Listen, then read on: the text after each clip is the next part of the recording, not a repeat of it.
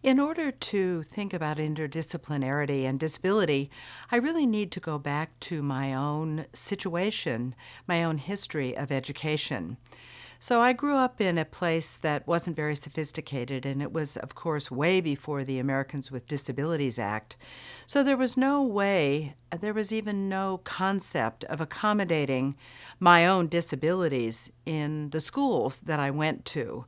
So I was able to do well in some areas and not in other areas. And so, one of the things that I was able to do well and enjoyed very much in school was to read, because I could read well. I couldn't type. I couldn't play musical instruments. I didn't do very well in physical education or a lot of other kinds of fields. But I could read and I could go to school. I could get in the door. And so that was very important for me in understanding how significant it is to be able to work in an environment that welcomed what we now call human diversity. Now, of course, I didn't understand any of that when I was going to school. I was born with a disability, very unusual and asymmetrical hands, but I had no disability consciousness. I had no feminist consciousness. I actually had no consciousness at all until the women's movement made me see the whole world in a different way. And I began to understand at that point that disability, or the human variations that we call disability, were an appropriate place, or thinking about those human variations, the identities that we call disability, were very appropriate to think about in the same context as women's studies, feminist theory, and what quaintly was called women's liberation. I had no idea that there was a disability rights movement going on at the very same time. So when I entered higher education, I entered it equipped to understand disability and living with disability as an issue similarly to living with gender and living within the gender system. So from the beginning, in thinking about disability and representations of disability and the cultural work of those representations, I understood that what we now call interdisciplinarity was the best way to investigate those sets of academic questions.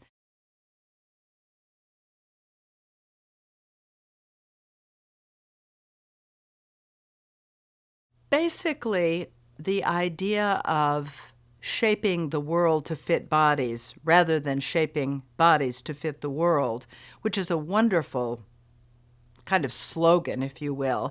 And I take much of that from my colleague, the philosopher and bioethicist Eric Perrins, who is a researcher, senior researcher at the Hastings Center. He uses the word shaping very often.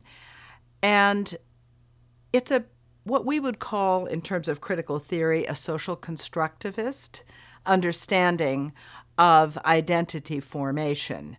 In other words, social constructionism, which came out of sociology in the late 20th century theoretical turn, told us that identities and bodies took on meaning through their interaction with a social environment.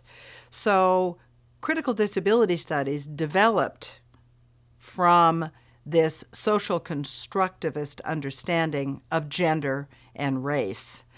And the emphasis there is on the interaction between what I call, rather poetically, body and world. So what we do is take the meanings out of bodies understood as lacking or wrong or abnormal, and put the meaning of disability into the interaction between bodies, all bodies, and bodily variations, and the world in which these bodies are embedded. And what makes disability studies, I think, particularly effective in this critical context is the importance of the interface, if you will, between bodies understood as having disabilities or being disabled, having to fit into worlds that are built for other kinds of bodies.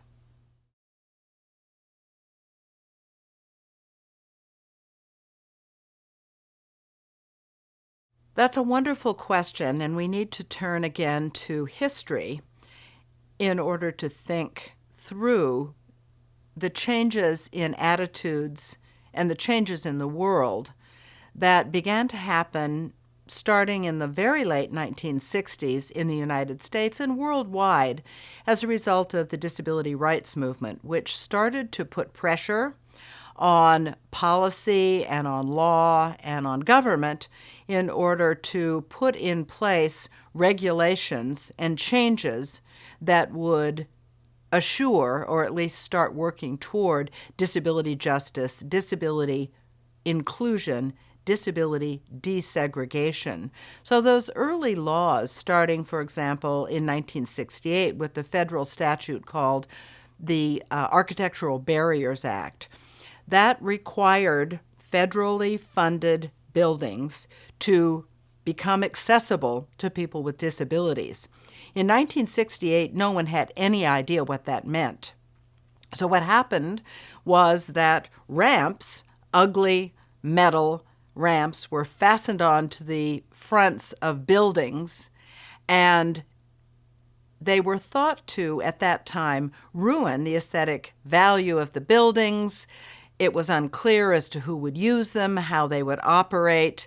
It was a very awkward process, but it was a very important process to begin with. So now, in 2019, we have architects and designers and new buildings working together to make accessible buildings or ramped buildings much more aesthetically pleasing and aesthetically important, and also much more valuable and much more usable by everyone. So that's just one example of how the world got reshaped. So what happened then is, after there was an awareness that people with disabilities had been kept out of many things, other kinds of legislation began. For example, in the early 1970s, we had inclusion policies in terms of education. IDEA came forward and said people with disabilities have been excluded from education, and it is now a federal mandate that education has to be provided, an appropriate and equal education needs to be provided for all students with disabilities. So these layered laws and policies that were basically desegregation, integration policies to assure inclusion, justice, and equal access and opportunity for people with disabilities kept moving forward and changing who is in public space, who we are all together. And these laws and these changes were also parallel with the integration, if you will, of other groups who had been kept out of public space and public institutions. The more elite the institutions were, the more exclusive they were.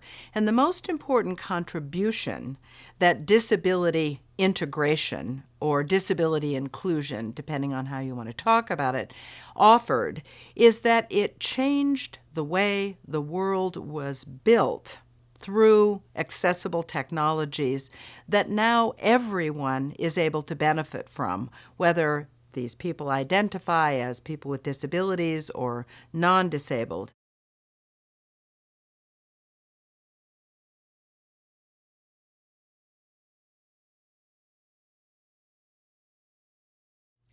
I think it's very important to conceptually consider disability in a universalizing way for several reasons. First of all, disability is an identity category. It's a community into which everyone will move in and out of over a lifetime. And in that sense, disability as a category of identity is probably the most porous of identity categories that we recognize when we think about identity and inclusion and civil and human rights. Disability is not a stable category at all. As we all, I think, are aware, you can understand yourself and be understood as non-disabled today, and a bicycle accident or an illness or a myriad of things can occur to you literally in a few moments, which transform your identity category, both your ascribed and your achieved identity category, to use the words of sociology, in a minute. And I think that porousness is an important thing for us to consider when we think about disability justice. What I would like to see is wide support for disability justice, disability inclusion. And that's not always the case, because there is a long history of denying disability, a refusal to recognize disability, because, of course, disability discrimination is quite real. So many people who transition into disability identity are very reluctant to embrace that identity, and often, sometimes, reluctant to accept the kinds of policies, the kinds of changes in the world that disability inclusion has made. So by universalizing disability, I think that we can take advantage of the strategic move of making or offering to all people an understanding and support for disability justice and inclusion based on the idea that this may be you someday. And that's, I think, a strategic and important move.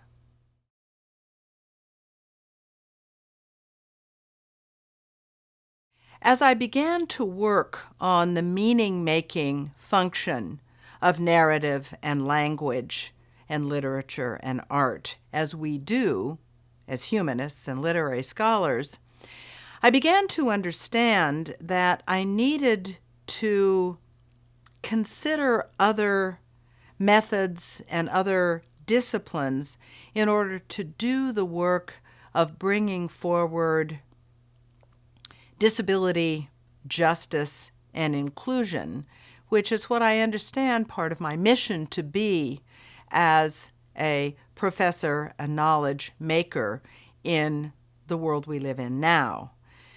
So I was most interested and most distressed by the concept of eugenics, which, of course, worldwide and in the United States has a very particular history. Eugenics is science. Eugenics was the ascendant science in the late 19th century and the first several decades of the 20th century. Eugenics was science. Eugenics is the science of improving the human race by controlling who reproduces, what they reproduce, and how they reproduce. And I wanted to bring forward that history of eugenics and to think about how, and to make known how, eugenic logic, is what I call it, is still a very common practice in medicine and in policy and in technology development in our current era.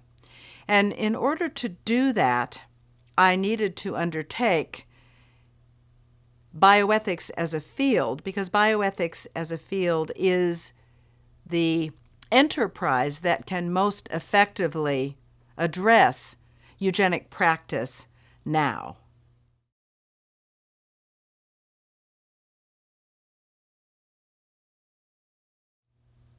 I think we're all aware that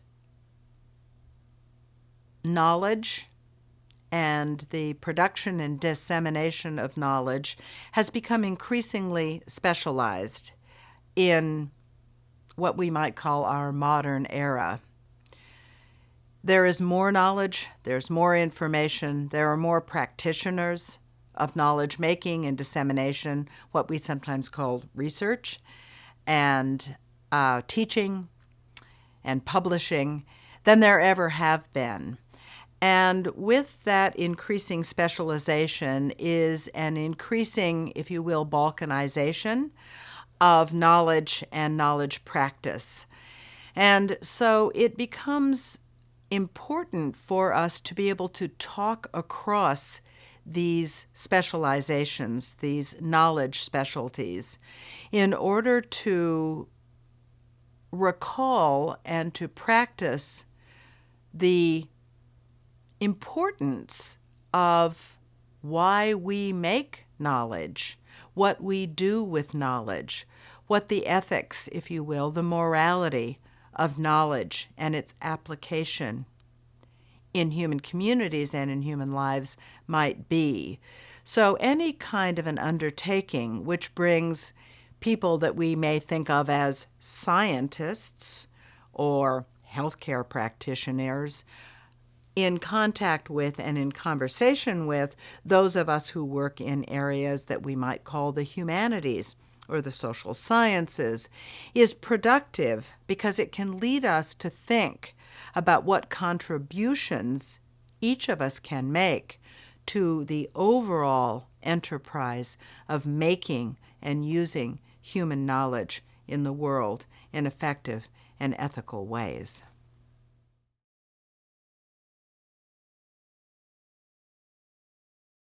Disability has always been studied in the academic world and in the world of teaching and knowledge making. But up until the mid-1980s, disability was studied primarily through medicine and science, through areas such as rehabilitation, sometimes in public health.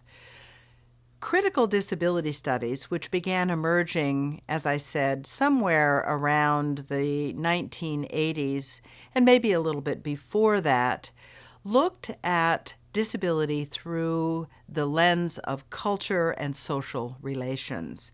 And critical disability studies came out of sociology, the social sciences, and the humanities. So it began to look at the human experience that we call disability in different ways from the way disability was looked at through medicine and science traditionally.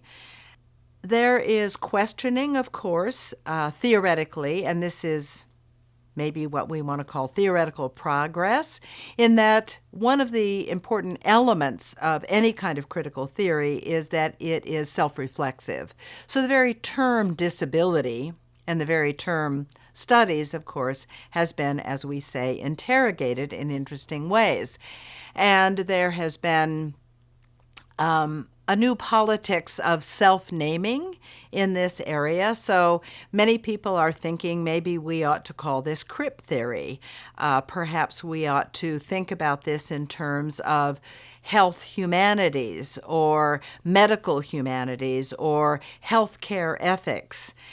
I think that it's important to draw together a series of knowledge projects and educational enterprises that we might think of as related to one another. Critical disability studies does its work. It has a body of publications. It has a body of methods, theories, a canon, a history as a academic enterprise, but so does some of these other related areas, such as health humanities, which I think is a very productive area.